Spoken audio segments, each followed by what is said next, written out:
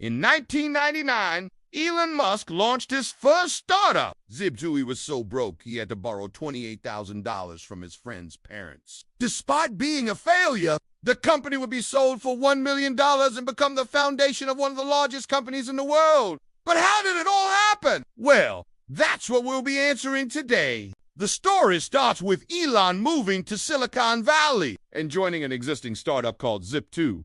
But it wasn't quite what he thought it was going to be. In fact, the only thing he knew about the company before joining was its name. It was founded by two brothers named Peter Thiel and Luke Thiel.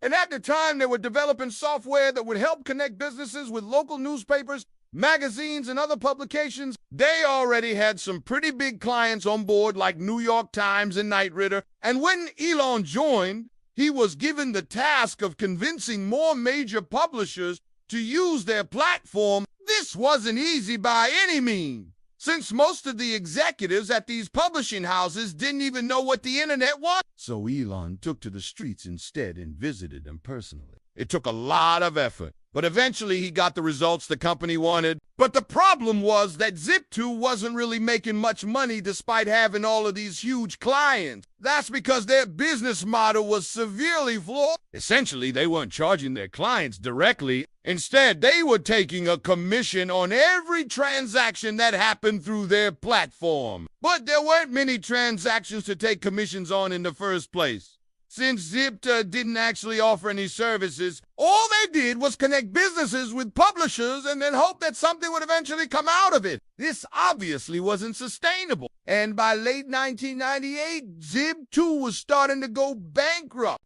Despite this, Elon decided to stick around and see if he could save the company. He started working on an entirely new product that would generate actual revenue. His idea was a business directory similar to what we have with Yelp today, except his version would also include a payment system so businesses could easily receive payments online.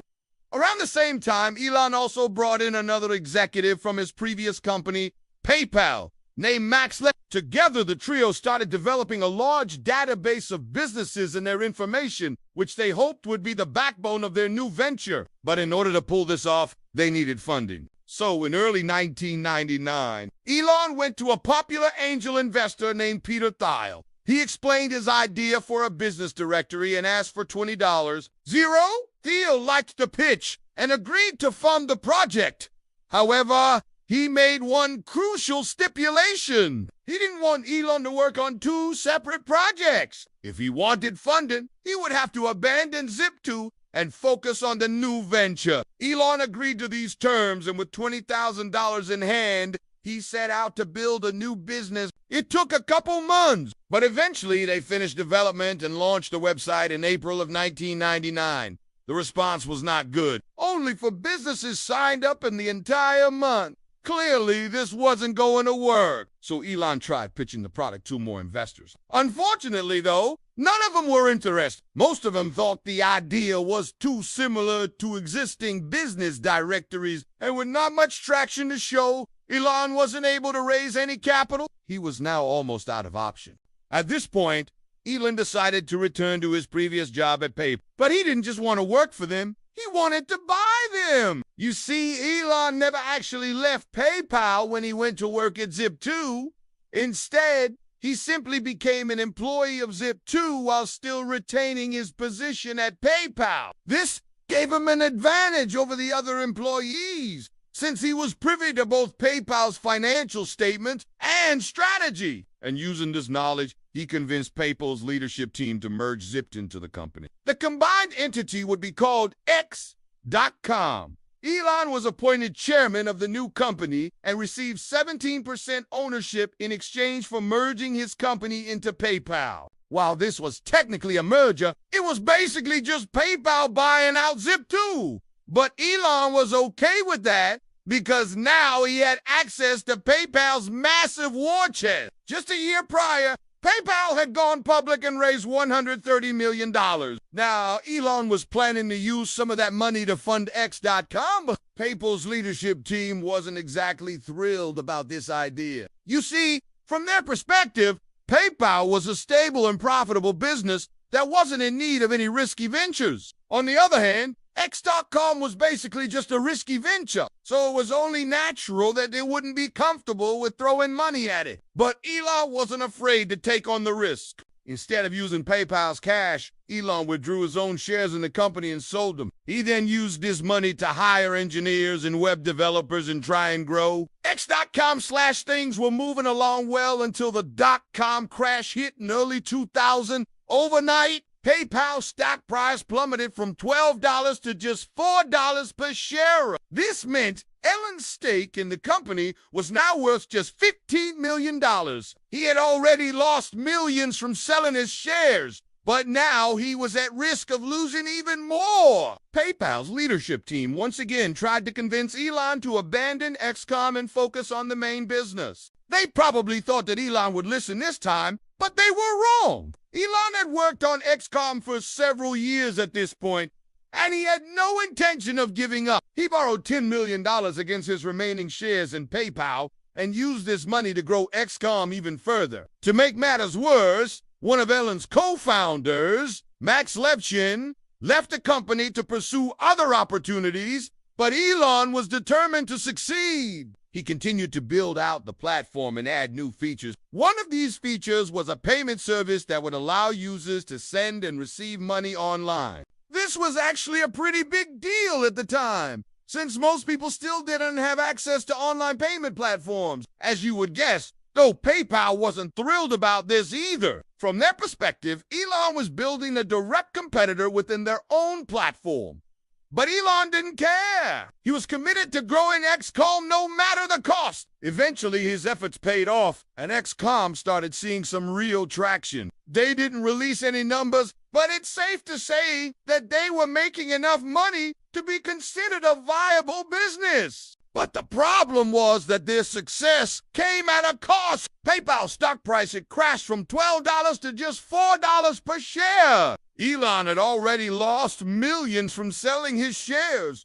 As a result, he had no choice but to return to PayPal and strike a new deal. Once again, Elon pitched a merger between XCOM and PayPal, but this time he offered to buy out PayPal instead of the other way around. PayPal's leadership team agreed to this deal, but only on one condition. Elon would have to bring in an outsider to lead PayPal. This person would be none other than Peter Thiel. With that, Elon stepped down as CEO and handed the reins to Thiel. He then focused all of his efforts on growing XCOM. In the meantime, Thiel worked on integrating X.com into PayPal, but it quickly became clear that this wasn't going to be easy. For starters, XCOM was built from scratch with custom code and software. On the other hand, PayPal was built using a combination of third-party software and custom code. This meant that integrating the two systems would be extremely challenging. Also, XCOM had a very different culture than PayPal. XCOM was fast-paced and aggressive, while PayPal was more corporate and reserved. This cultural clash made it difficult for the two teams to work together. Despite these challenges, Thiel was determined to make the integration work. He spent countless hours working on the project, and eventually he was successful. By late 2000, XCOM had been fully integrated into PayPal. With that, PayPal became one of the largest online payment platforms in the world. But there was one major problem. You see, XCOM and PayPal each had their own online payment services. But now that they had merged, they needed to decide on one payment service. After much deliberation, they chose XCOM. This wasn't a big deal for customers since the transition was seamless. But it was a huge deal for Elon. You see, Elon had poured his heart and soul into building XCOM, and now he was essentially abandoning all of that work. To make matters worse, PayPal was now using his payment service without paying him any royalties. This was a bitter pill to swallow, but Elon didn't have a choice. He had agreed to merge his company into PayPal, and this was the natural outcome of that decision. PayPal offered him a seat on their board of directors, but Elon declined. He was done with PayPal and ready to move on to his next big idea. He was considering a few different ideas at the time, but nothing seemed to stick.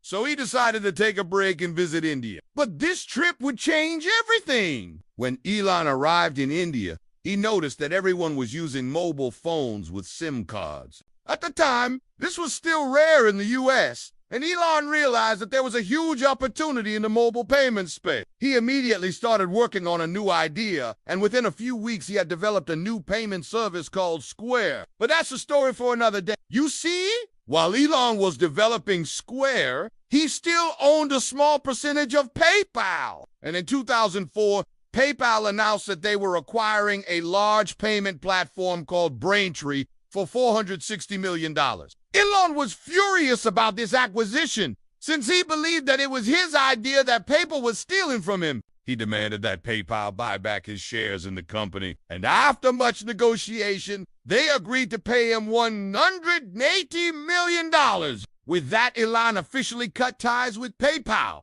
and set out to conquer the mobile payments industry. Looking back, it's clear that Elon's journey to success was anything but easy. But thankfully, we were able to shed some light on his journey today. Thanks for watching, and see you in the next one.